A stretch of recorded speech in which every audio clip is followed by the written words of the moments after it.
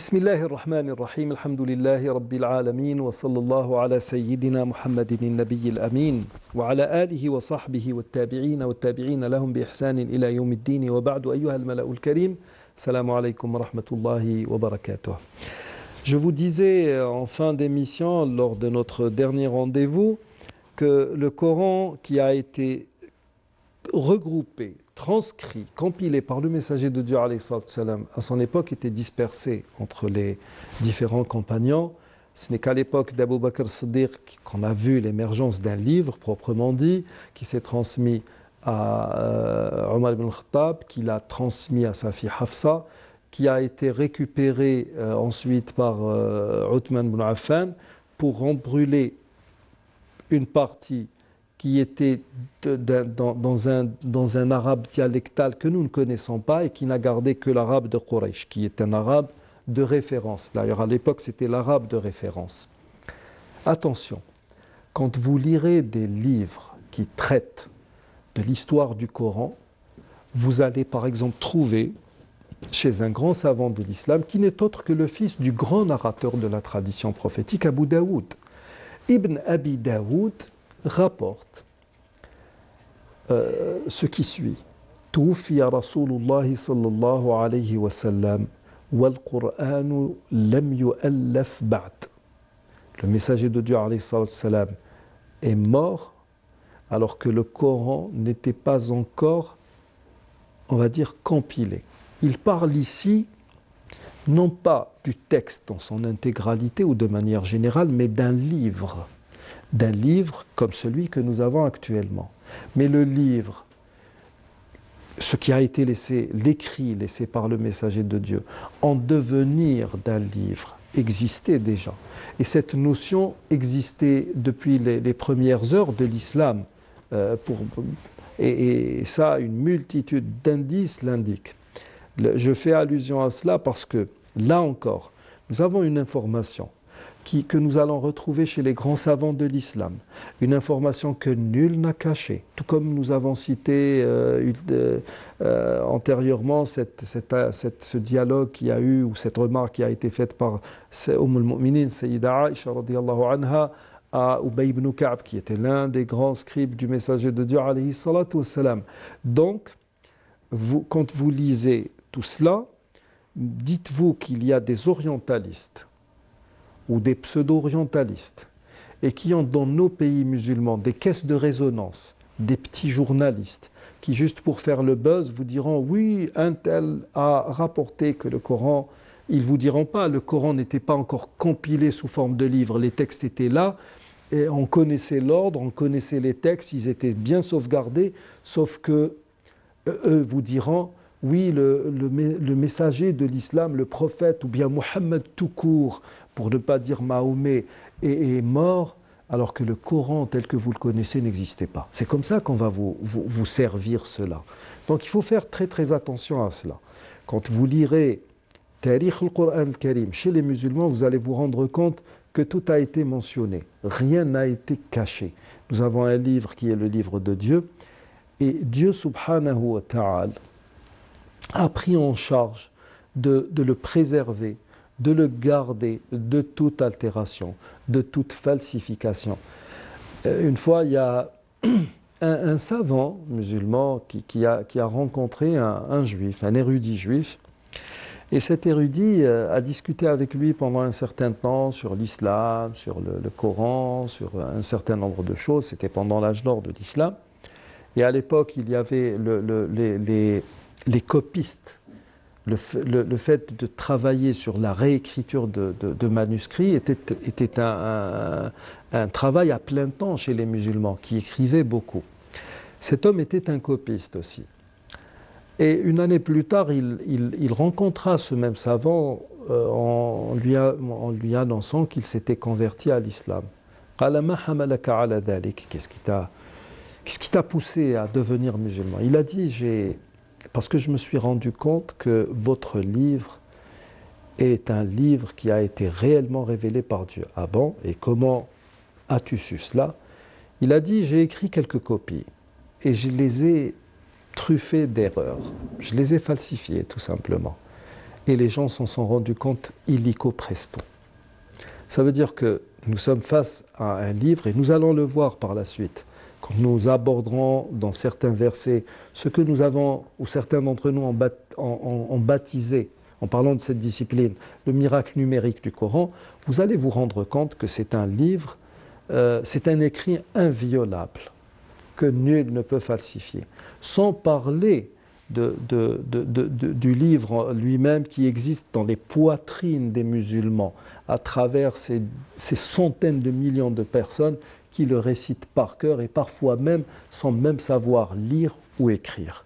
Donc, nous avons terminé l'émission de la dernière fois par cette remarque sur laquelle je suis revenu.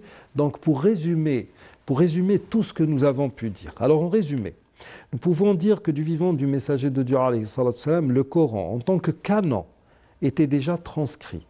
Ces sourates, ces versets, ces chapitres ordonnés, et que tous les travaux entrepris dans ce sens se sont faits sous l'œil vigilant du messager de Dieu, alayhi salatu wassalam. Abu Bakr as-Siddiq radiyallahu anhu a succédé au prophète alayhi salatu wassalam en tant que calife en l'an 11 de l'Hégire. Il a gouverné pendant 2 ans, c'est-à-dire jusqu'à l'an 13 de l'Hégire. Sous son califat, une deuxième transcription du Coran eut lieu. Cette deuxième rédaction qui s'est faite au plus tard 2 ans après la mort du messager de Dieu, alayhi salatu wassalam, parce que Abu Bakr as-Siddiq est mort en l'an 13, donc a donné naissance à une première copie du Coran qui fut transmise à la mort d'Abu Bakr radiyallahu anhu à Omar ibn al-Khattab radiyallahu anhu. Deuxième calife qui l'a transmise, en parlant de la copie, à sa mort, ou juste avant sa mort, à son tour, à sa fille Hafsa radiyallahu anha, épouse du messager de Dieu, alayhi salatu salam, qui l'a gardée en sa possession jusqu'à ce que Uthman ibn Affan la lui réclame lors de la dernière rédaction. Tout cela a dû se produire au plus tard, tenez-vous bien, au plus tard en l'an 35 de l'Hégire, c'est-à-dire l'année de la mort de Uthman ibn Affan radiyallahu anhu. En l'an 35. Ça veut dire que maintenant, quand on sait que le messager de Dieu alayhi salatu salam est mort en l'an 13, ça nous laisse donc une période de 22 ans. Vous savez, pour ceux d'entre vous qui ont eu la chance d'avoir accès à des informations concernant, par exemple, la rédaction de l'Ancien Testament, ou bien la rédaction du Nouveau Testament, et même chez les Juifs, la rédaction du Talmud, qui à la base était une tradition orale, sous forme de Mishnah, Gemara, etc., vous allez vous rendre compte que pour les 3 livres, la chose va osciller entre au moins 6 et 13 à 15 siècles de travail. À chaque fois, il y avait chez les Juifs des synodes après synodes, et à chaque fois on disait, voilà, maintenant plus personne ne touche à quoi que ce soit. Ceci est le texte définitif. Et on va se rendre compte qu'il y a des contradictions monumentales, des incohérences, une incapacité ou une incompatibilité avec la nature humaine, et puis on va dire, oui, on va faire un autre synode et on va en discuter. Chez les chrétiens, jusqu'à l'heure actuelle, vous pourriez trouver dans des magasins, par exemple, surtout quand si vous allez aux États-Unis et que vous demandiez une Bible, on vous dira ben, quelle Bible vous voulez, tout simplement. Il y a la Bible unifiée, avec des crochets, des astérix, des parenthèses, brackets. Et à chaque fois, en introduction, on vous dira, voilà, si vous trouvez des crochets, ça veut dire que le mot en question n'est pas admis par telle ou telle église. Là où il y a un astérix, ça veut dire que le terme fait divergence entre tel et tel pôle, etc. Nous n'avons pas ça dans le Coran. Nous avons un seul livre qui est lu par tout le monde et de manière, on va dire, plus qu'uniforme. Je vous dis cela, pourquoi? Parce que il y a quelques années, surtout avec ce fameux palimpseste de Sanaa de François Desroches, alors en 1972, il y a eu l'effondrement d'un toit dans l'une des mosquées de Sanaa. Et au-dessus, il y avait une multitude de manuscrits remontant, selon des datations au carbone 14, au 1er siècle de l'Hégire. 1er siècle. Et dans ces copies, on a trouvé ce qu'on appelle des palimpsestes. C'est quoi un palimpseste? Vous avez l'écriture, mais vous remarquez au-dessous de l'écriture une autre écriture qui a été effacée. Et sans même se casser la tête, sans même rougir, je dirais, certains orientalistes ont dit, voilà, donc voilà le Coran, il a été falsifié. Mais à la limite, vous n'auriez trouvé où il n'aurait existé qu'un seul Coran dans le monde entier. Et que ce Coran, cette copie unique, comporterait des palimpsestes. On pourrait supposer que ce Coran a été falsifié. On pourrait le supposer. Mais quand vous retrouvez face à des milliers de Corans écrits à la main par des copistes, et que vous trouviez dans certains d'entre eux des palimpsestes, c'est-à-dire des traces d'une écriture qui a été préalablement effacée pour être remplacée par celle qui est évidente actuellement, on ne peut pas parler de falsification, soyons sérieux. Même nous, quand nous faisons Salat Tarawih, nos imams peuvent lire des versets qui se ressemblent et se retrouver d'une sourate et sauter d'une sourate à une autre.